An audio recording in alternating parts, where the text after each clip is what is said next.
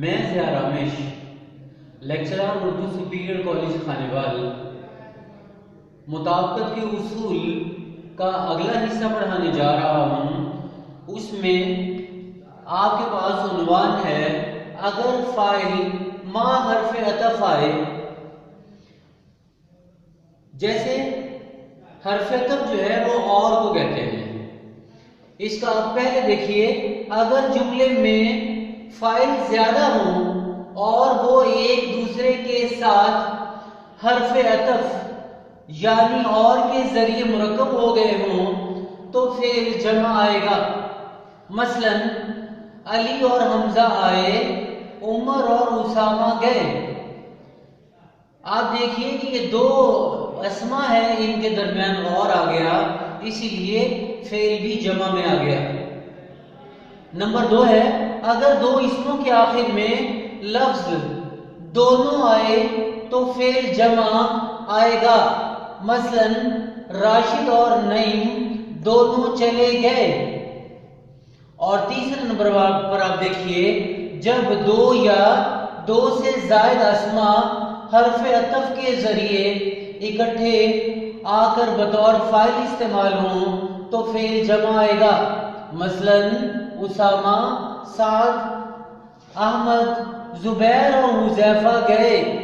آپ دیکھیے یہاں اس میں فاعل جو ہے 1 2 3 4 5 ہیں۔ ان میں آپ نے یہ دیکھنا ہے کہ جو آخری اور آخر سے پہلے والا اسم ہے، دو اسما ہیں، ان کے درمیان اور لکھیں گے اور فعل جو ہے وہ جمع میں آ جائے گا۔ اس کے بعد ہے اگر رشتے کے دو اسموں کے درمیان حرف عطف اور آ جائے تو فعل جمع ہی رہے گا مگر دوسرا اسم بطور واحد استعمال ہوگا۔ آپ یہ دیکھیے کہ ماں اور بیٹا، یہاں یہ بیٹا جو ہے یہ دوسرا اسم ہے اور یہ بطور واحد استعمال ہو رہا ہے، اور جیسے یہاں چچا اور بھتیجا میں بھتیجا دوسرا اسم ہے اور بطور واحد استعمال ہو رہا ہے، لیکن یہاں ہمارے پاس فعل جو ہے وہ جمع میں ہی آئے گا۔ ماں اور بیٹا دونوں آ گئے، چچا اور بھتیجا دونوں لڑ پڑے۔ اب اس کے بعد آپ دیکھیے،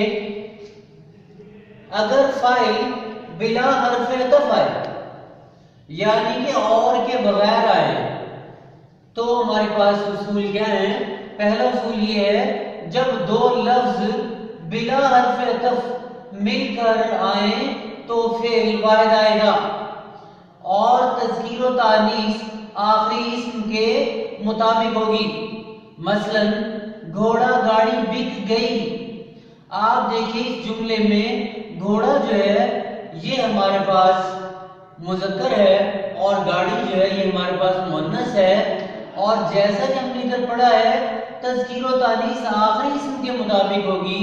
آخری اسم میں گاڑی ہے، گاڑی کیونکہ مؤنث ہے اس لیے ہم نے یہاں فعل بھی مؤنث استعمال کیا ہے۔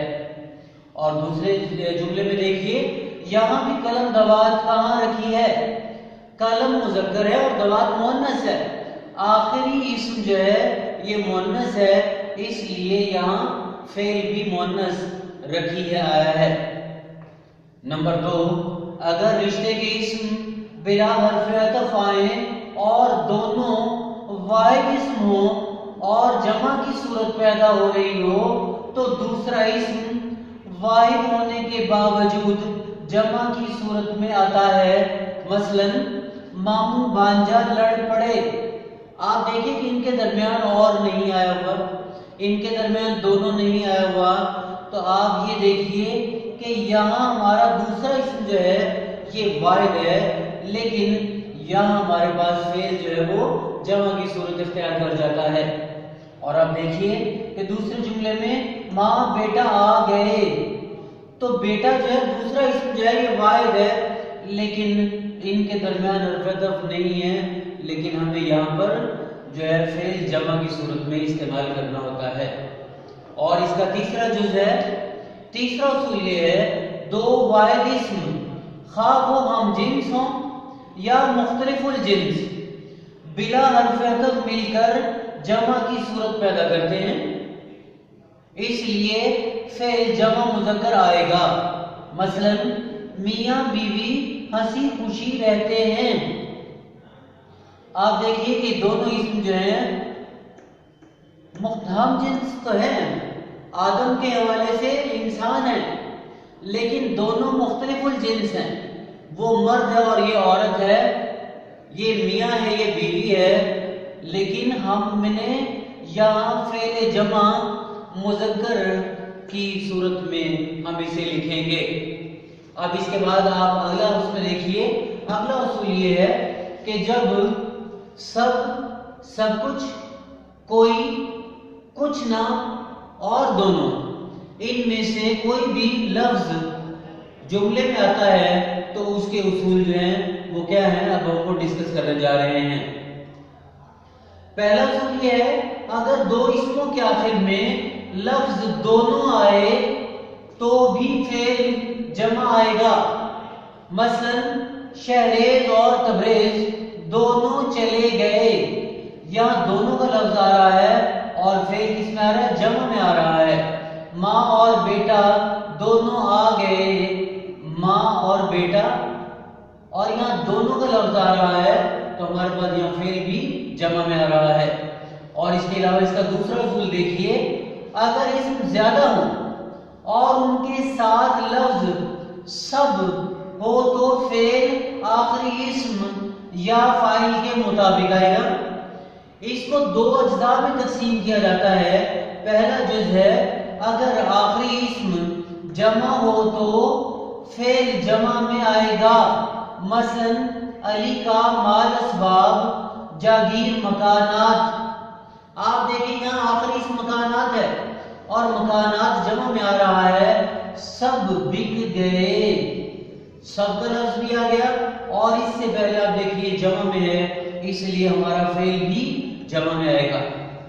اور اس کا سیکنڈ پارٹ جو ہے، بے حصہ کیا ہے، اگر آخری اسم واحد ہو تو فعل واحد آئے گا۔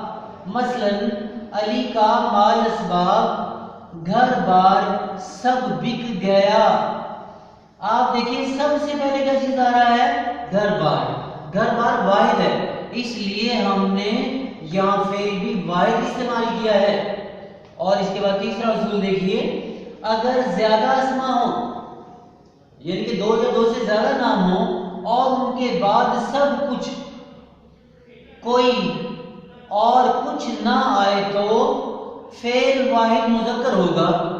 مثلا احمد کا مال اسباب، جاگیر مکانات سب کچھ بک گیا۔ آپ دیکھیں یہاں لاسٹ میں کیا آ رہا ہے، مکانات آ رہا ہے، یہ جمع میں ہے، اسما جمع میں آ رہا ہے یہ، لیکن اگر یہ جمع میں ہے اور یہاں سب کچھ کا لفظ آ جائے تو فعل واحد میں آتا ہے۔ اور اس کی دوسری مثال دیکھیے، دوست یار بہن بھائی کوئی ساتھ نہ دے گا۔ جب کوئی کا لفظ آ جائے تو پھر ہمارے پاس یہاں فعل واحد استعمال ہوتا ہے۔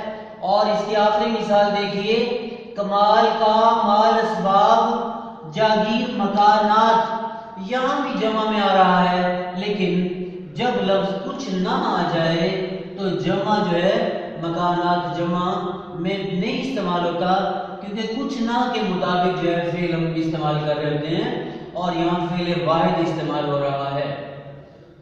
تو اس کے حوالے سے یہ ہے کہ یہ آپ کا ٹاپک جو ہے، اس کے حوالے سے ہمارے پاس ضیاء اردو معروضی میں اس کے MCQs وغیرہ دیے ہوئے ہیں، آپ وہاں سے اس کی مشق کیجیے گا۔